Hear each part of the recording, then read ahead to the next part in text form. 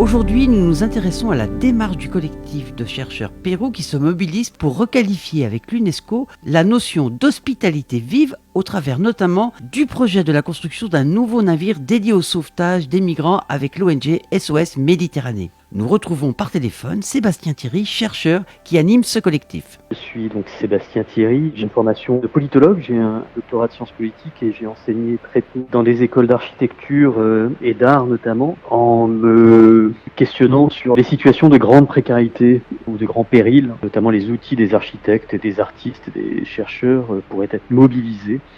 Donc dans des squats, dans des bidonvilles, etc., pour essayer de frayer le chemin à d'autres politiques que les politiques de violence qui prévalent, qui continuent de prévaloir.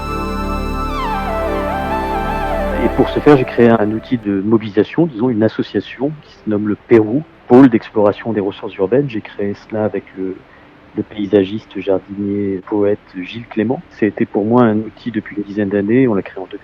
Ayant permis de mobiliser donc notamment des architectes, mais pas que, pour développer des actions dans ces différentes situations et essayer ainsi de rénover peut-être le répertoire des savoirs sur ce qui a lieu, disons dans un bidonville par exemple, et sur ce qui pourrait avoir lieu si nous suivions l'horizon de construire plutôt que détruire. À partir de là, ça a conduit à des actions, à des projets qui ont pris de multiples formes, et aussi, pour finir, toujours essayer de publier, de rendre public, de transmettre les savoirs que l'on a acquis à la force de ces actions et les transmettre notamment aux acteurs publics. Si on en est à ce point d'effondrement des politiques publiques et à ce point d'une violence démultipliée, c'est aussi peut-être parce que nous manquons de savoir et de savoir-faire que, en tout cas les acteurs publics, certains d'entre eux n'ont pas idée de ce que l'on pourrait faire si nous suivions donc l'hypothèse constructive.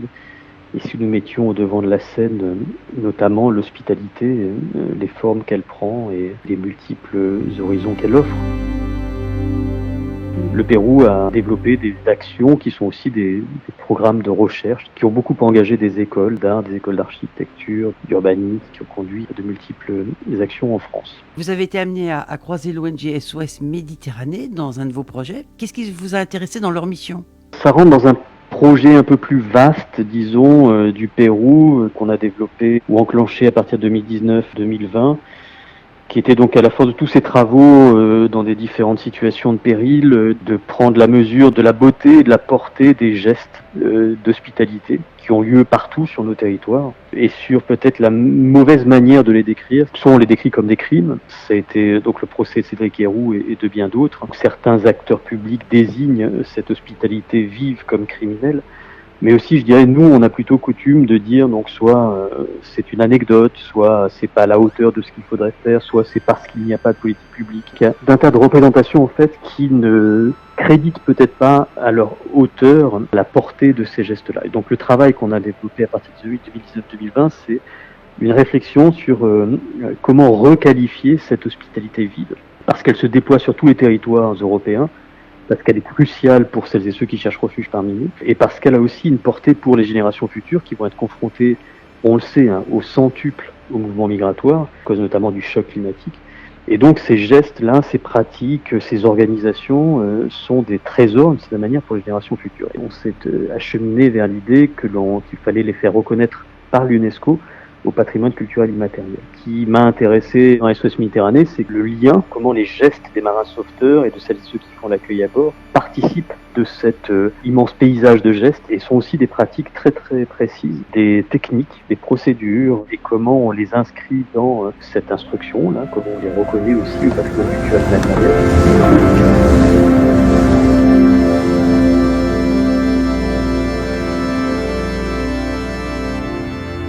Les premières rencontres avec SOS Méditerranée, c'était de cette nature-là, c'est-à-dire pour comprendre, pour décrire bien les gestes, pour s'approcher le plus possible de ce qui a lieu à la rencontre entre les personnes en péril et les marins sauveteurs et celles et ceux qui font l'accueil à bord des navires, et d'essayer de bien les décrire dans une première perspective qui était de les faire reconnaître au patrimoine mondial. Vous avez développé concrètement un projet de navire au sauvetage des migrants. Vous pouvez nous en parler de ce projet et aussi de la réflexion que vous avez eue autour? Oui, elle découle de ce que je viens de dire. En fait, à partir du moment où vous vous engagez dans une telle instruction auprès de l'UNESCO, donc il faut se saisir d'un formulaire, il y a le formulaire ICH-01 de l'UNESCO, et il faut aussi décrire Plan de sauvegarde. Quels seraient les politiques ou les dispositifs permettant de protéger, en l'occurrence les gestes de l'hospitalité vive, donc aussi les gestes des marins sauveteurs, comment on les protège et comment on les transmet aux générations futures. Une des hypothèses de travail, c'est construire des navires à partir de ces gestes-là, c'est-à-dire que des navires précisément adaptés à ces gestes-là, comme des outils spécifiques. Aujourd'hui, aucun navire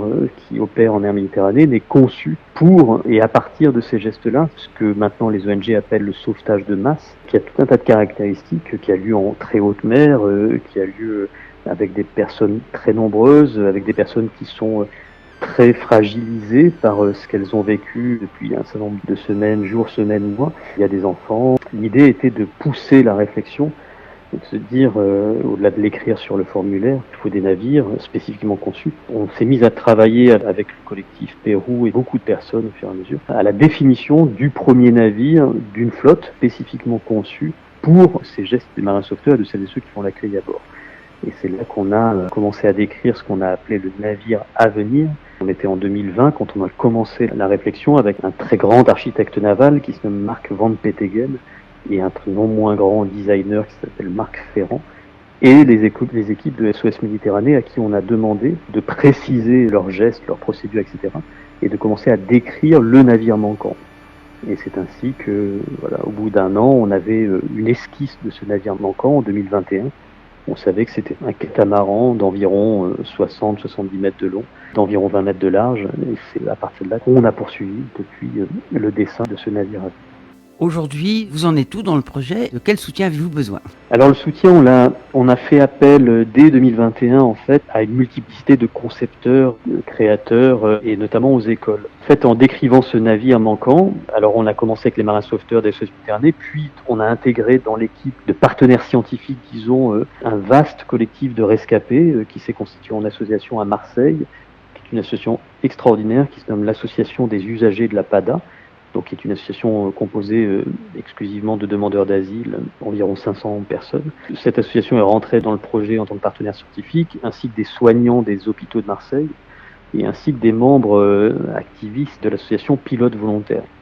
Donc ça, c'est le pool de partenaires scientifiques qui sont venus compléter la description de ce navire manquant, qui nous a permis de préciser le cahier des charges.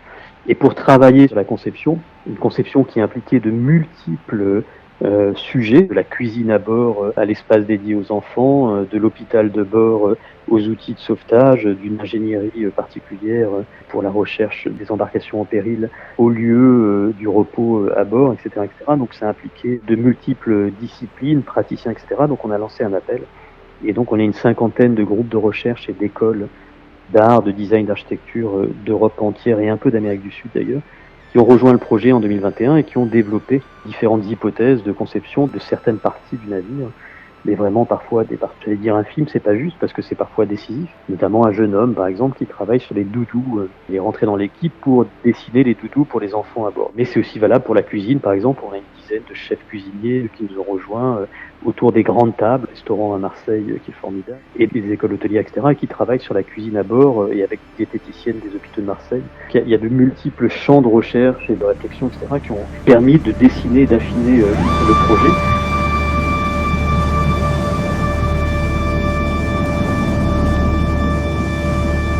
Et on en est aujourd'hui un dessin donc architectural qui s'est tout à fait affiné. On sait que le navire fait exactement 69 mètres de long, 23 mètres de large, c'est donc effectivement toujours un catamaran. On en a un dessin si précis qu'il est entre les mains aujourd'hui d'un chantier naval qui va nous finaliser le devis, mais on sait qu'il en coûte à peu près 27 millions d'euros, à la fois pour le construire et le lancer. On est dans cette phase maintenant où on s'approche de la réalisation. Pour obtenir, pour lever ces 27 millions d'euros, on a commencé par une procédure qui est de proche en proche, à partir de l'équipe, de celles et ceux qui sont réunis pour concevoir.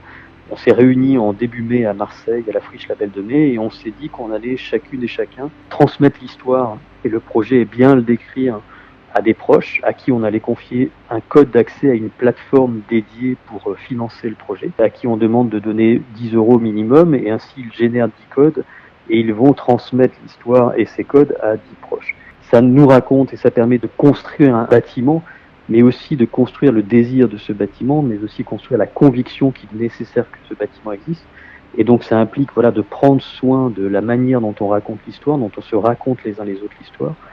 Et ce cercle-là, disons, on va bientôt l'élargir à celles et ceux qui veulent devenir proches d'une certaine manière. Et maintenant, on va élargir le cercle, se dire peut-être qu'un auditeur aujourd'hui se sent proche possiblement, qu'à partir de là, il peut envoyer un mot au mail du navire, contact@naviravenir.eu. On lui transmettra à cette personne un code et elle pourra accéder à cette plateforme où est décrit le projet. Le navire est dessiné, toutes les pièces qui le composent sont dessinées, des images et des textes permettent de se former d'une certaine manière à cette histoire. Et à partir de là, cette personne pourra contribuer, générer du code et transmettre l'histoire et inviter 10 proches à venir y contribuer. Après, il y a un certain temps de chantier, à peu près 18 à 20 mois, qui fait que ce navire, de toute façon, il n'est pas là avant 2 ans. Merci Sébastien Thierry pour votre témoignage. Si vous êtes intéressé par la démarche de SOS Méditerranée, n'hésitez pas à vous manifester auprès des organisateurs via l'adresse mail contact@naviravenir.eu. Nous vous tiendrons bien sûr informés de la suite de ce projet. Merci pour votre fidélité et à très vite sur le Mistral Social Club.